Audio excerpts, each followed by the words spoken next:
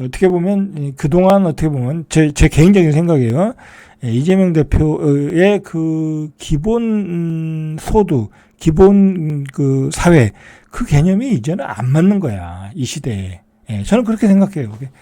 아니라고 그럴 수 있는 분들이 있겠지만 물론 제가 생각해도 별로 안 맞아요 이게. 그리고 여러분들 우리는 얘기가 길어지네. 우리는 상당히 지금 막 그 문제가 되는 게 막 극우 세력이 나왔다 뭐 그런 얘기를 많이 하잖아요. 그런데 여러분들 우리 사회는요 상당히 뭐랄까요 이 분배에 치중을 했어요. 노무현 정부부터 문재인 정부 김대중 시절부터 노무현 정부 문재인 시절까지 상당히 이 분배에 신경을 써서 굉장히 어떤 좌파적인 정책들이 곳곳에 다 스며들어 있어요. 이미 그동안 우리 국가가 버는 많은 세금들을 그렇게 복지에 쏟아 부었어요. 그리고 실제로 우리나라의 예산 중에 제일 많이 나는 게 복지부 예산이에요. 그죠? 우리나라 의료보험제도 잘 돼 있죠. 그 다음에 그 뭐 차상위 계층이나 빈민 계층들 잘 돼 있죠. 복지에 대해서 잘 돼 있죠. 장애인들 잘 돼 있어요. 우리나라도 잘 돼 있고 사회적 약자에 대해서 잘 돼 있고요. 그리고 실업급여도 잘 돼 있어요. 우리나라도요. 그죠? 우리나라가 가지고 있는 재원의 양으로서 굉장히 잘 돼 있어요. 그 다음에 가장 대표적인 게 이거죠. 그죠? 무상교육. 이 법으로 이렇게 돼 있어요. 법으로. 초중등 교육법에 돼 있어요. 입학금도 안 내도 되고, 수업료도 안 내도 되고, 학교 운영비도 지원해주고, 교과용 도서도 사주고, 그 다음에 교복도, 교복값도 주고, 그 다음에 급식도 주고, 그죠? 이게 완전히 어떻게 보면 사회주의적인 그런 정책이죠. 이거 처음에 도입할 때 얼마나 말이 많았어요. 그죠? 그래서 오대훈 시장이 또 물러나고 그랬었잖아요. 그죠? 그다음에 홍준표가 그 경남도지사 할 때는 막 폐지하고 막 그랬었잖아요. 그죠? 초기에 말이 많았는데 결국은 이거 웬만한 시도에서 다 하고 있잖아요. 이거. 그죠? 세종시는 보니까 자 보세요. 이게 세종시는 초중고 무상급식이야. 저는요 사실 이거 이해가 안 가요. 그죠? 저 개인적으로 볼 때 아니 교복 주고 그죠? 그다음에 급식도 공짜로 주고 전 사실 이거 이해가 안 가요. 아니 이렇게 되면 애들이 자본주의 사회에서 내가 노력을 해서 특별한 삶을 살아야 된다라는 의식이 있을까요? 물론 똑똑하고 공부 잘하는 애들은 그렇게 있겠지만 조금 성적이 안 좋거나 그런 아이들은 또 공부도 안 하니까 그런 아이들은 이거 사회가 다 보장해 주네. 그죠? 나가면 또 어떻게 사회가 또 보장해 주는데 그러면 그러다 보면 일을 안 해요. 그죠? 일을 안 해. 그리고 잠깐 일을 해. 근데 힘들어. 그죠? 그리고 일을 안 해. 그리고 그게 뭐예요? 그죠? 직장 조금 다니다가 집으로 다 들어오는 이렇게 은둔아들. 그죠? 그런 거예요. 그런 거에 어떤 영향을 끼치지 않았냐. 나라에서 교복도 공짜로 줘. 그죠? 급식도 공짜로 줘.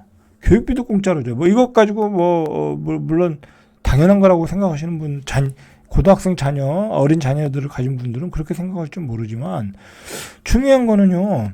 자, 이거를 다 혜택을 누리니까 이건 그냥 당연한 거로 생각하는 거야. 이제 이것도 이제 힘들어졌어요. 그죠? 이미 요번에 3년 연장 법안을 야당에서 통과시켜가지고 올렸는데 최상목 총리가 거부권 행사했잖아요. 그죠? 고등학교 무상 교육에 대해서. 그죠? 이제 쓸 예산이 없다라는 거예요, 이미. 그죠? 자, 이런 것들. 그죠? 이제 이런 것들, 이런 무상, 그 다음에 기본사회, 이런 패러다임의 어떤 종말이 온 것 같아요. 그죠? 저는 그렇게 봐요. 왜냐면 그 원인은, 바로, 저성장이다. 그죠? 저성장. 그죠? 저성장. 그리고 중산층이 볼 때, 평균 소득 한 6천만 원 이상의 중산층이 볼 때는 혜택이 없다. 그거는 줘. 그냥. 무상 교육은 줘. 근데 자기들은 애들 다 키웠잖아. 다 키우고 나와서 보니까, 청년들 돈 주고, 뭐 20만 원 가지고 가서 고기 사 먹으라고 그러고 그게 뭐 하는 짓거리야. 그렇게 되는 거예요. 그죠? 네가 국가에서 안 줘도 내가 내 돈으로 잘 먹고 있는데 왜 그리고 뭐 그렇게 먹고 싶은 마음도 없는데 아니 뭘 25만 원을 주고 그러냐. 그리고 그 부작용이 너무 심하다. 결국은 내가 세금을 더 낼 거다. 그렇게 생각하는 거예요. 그걸 뒤늦게 야당이 깨달은 거죠. 늦게 깨달은 거죠. 지지율이 떨어져야 깨달은 거야. 바보같이. 참. 답답한 거죠. 그죠? 이제는 그런 게 끝났어요. 이제는 끝났어요. 그죠? 이제 그렇게 보셔야 돼요.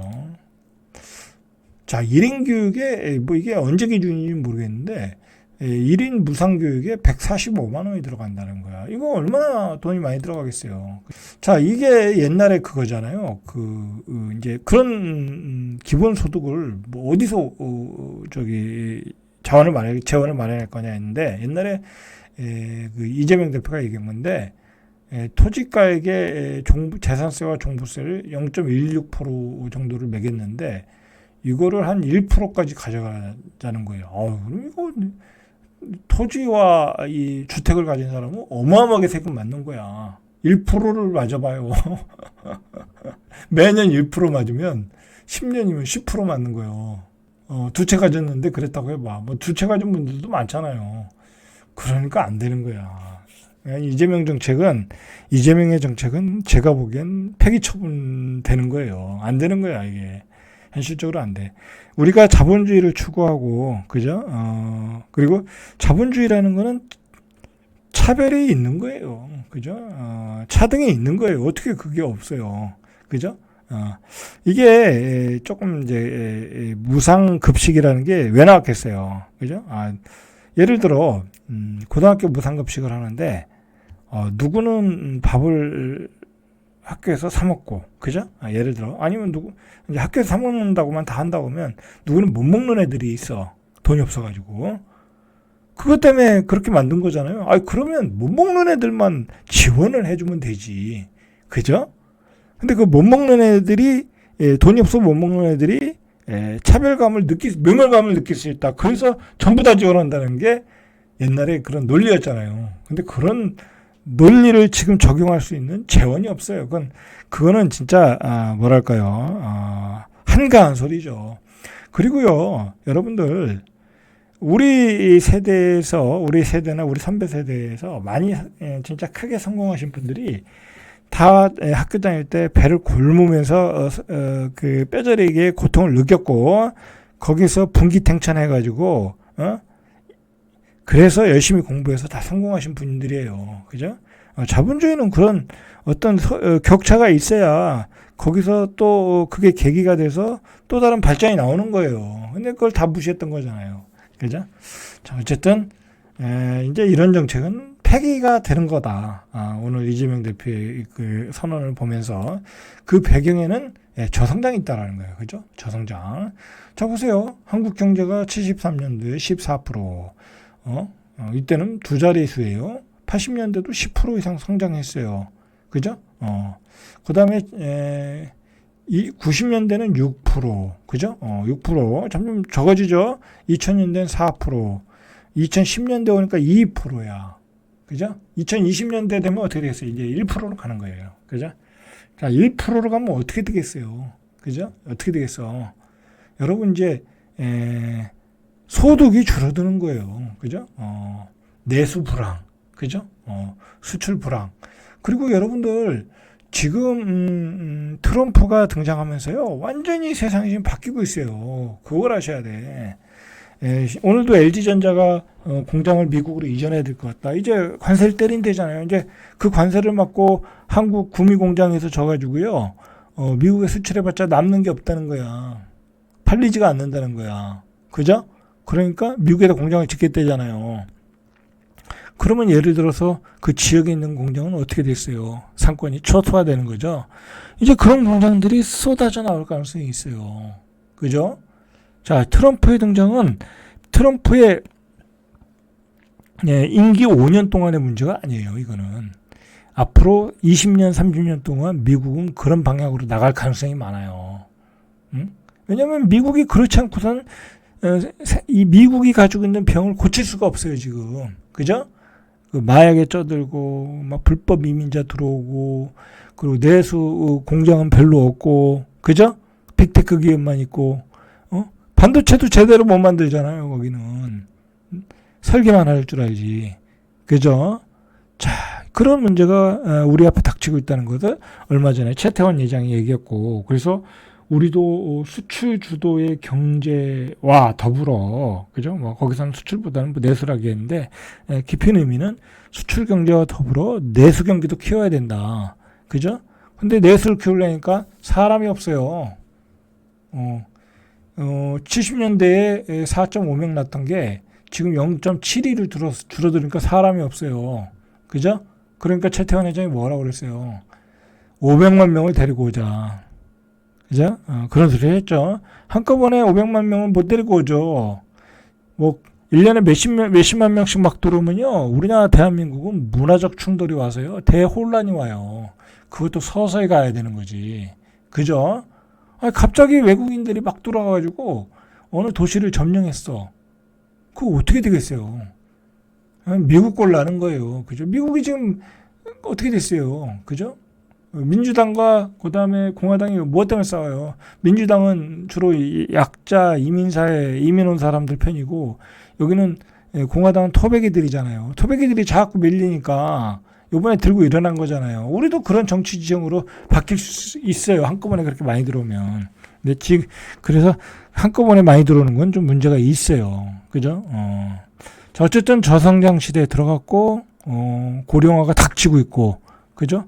그런 위기 속에서 세수는 부족하다. 그죠? 세수가 부족하다. 그러니까 이제 기본소득, 뭐 무상교육 이런 정책들이 이제 역사의 뒤안길로 사라질 가능성이 많아요. 이미 이재명 대표는 그걸 선언했어요.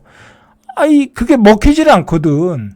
그리고 뭐 어마어마한 그 반론이 일어나거든. 요즘 누가 25만 원 준다고 좋아해요. 그리고 또 한 번 써봤잖아요. 한번 써보니까 어땠어요? 그냥 한번 고기 한번 사 먹고 끝났는데 그 뭐라 그러죠? 후폭풍이 어마어마했잖아요. 그 풀어진 돈이 어떻게 됐어요? 인프레를 유발하고 집값을 폭등시켰잖아요. 그죠? 그렇기 때문에 그 정책은 이미 끝난 거다. 그리고 시대가 바뀌었고 더불어 이제 저성장으로 들어갔다라는 것을 보여주고 있다라는 거죠. 그죠? 자, 그런데다가 우리 베이비붐 세대가 막 무대기로 은퇴하고 있고, 그죠? 은퇴하고 있고. 자, 그래서 우리 성장률이 지금 1%대로 간다라는 거야. 그죠? 이제 1%대면 여러분 이제 재앙에 닥치는 거야. 1%대면. 1%대면요. 금리는 3%야. 1%대면 이제 돈의 가치도 떨어지는 거야. 그죠? 돈의 가치도 떨어지는 거야. 뭐 그렇게 되면 어떻게 되겠어요? 이제 뭐 부동산은 당연히 하락을 하겠죠. 그죠? 그리고 이게 인구가 늘어나면서 뭐 성장률이 떨어진다고 하면 그래도 반등할 여지가 있는데 인구도 줄어들고 그죠? 성장률도 떨어지고 그죠? 시중에 돈이 없는 거잖아요. 사람들 은행에 계좌에 돈이 없는 거잖아요. 그죠? 그런데다가 수요 자체가 줄어들고 그죠? 이제 부동산도 계속해서 깊은 긴 침체 그죠? 일본처럼 갈 가능성이 매우 높다. 일단 그렇게 보셔야 되지 않나. 그죠? 현재까지는. 물론 이제 뭐 고가주택은 조금 다를 수 있는데, 현재까지는 그렇게 봐야 된다. 그래서 지금 나오는 그 어떤 그 연구들이, 여기 이제, 니어 재단이라는 곳에서 이제 신경제 포럼을 통해서 얘기한 게, 한국이 일본에 잃어버린 30년보다 심각하다. 그죠? 일본은 잃어버린 30년 들어가도 이 사람들이 이 나라는 좀 기술력이 뛰어난 나라잖아요. 그래서 대외 불균형을 상쇄했다라는 거야. 일본은 해외 투자를 많이 해가지고 그런데 우리가 해외 투자한 게 뭐 그렇게 대단한 성과를 내는 것도 아니고 그죠? 우리가 또 기술력이 우리가 가지고 있는 기술력을 중국이 치고 올라오고 있잖아요. 그죠? 일본은 우리가 치고 올라간 것은 반도체 뭐 그런 것 뿐이지, 반도체 전자, 그죠? 그런 것 뿐이지, 다른 쪽은 그렇지가 않잖아요. 근데 일본은 자체 경쟁력이 뛰어난 나라니까 뛰어난 나라인데도 불구하고 잃어버린 30년을 겪었고 그래도 버틸만 했다라는 건데 우리는 그렇지 않다라는 거야. 거기다가 우리는 고령화, 양극화, 그죠? 거기다가 트럼프리즘, 그죠? 트럼프리즘까지 겹쳐가지고 잘못하면 깊은 나락으로 빠지고 아주 커다란 그 큰 사이클에 잃어버린 세월 속으로 들어갈 수 있다라는 얘기를 하는 거예요. 그죠? 자, 오늘은 여기까지 절대값TV의 명품 PD 한 PD였습니다.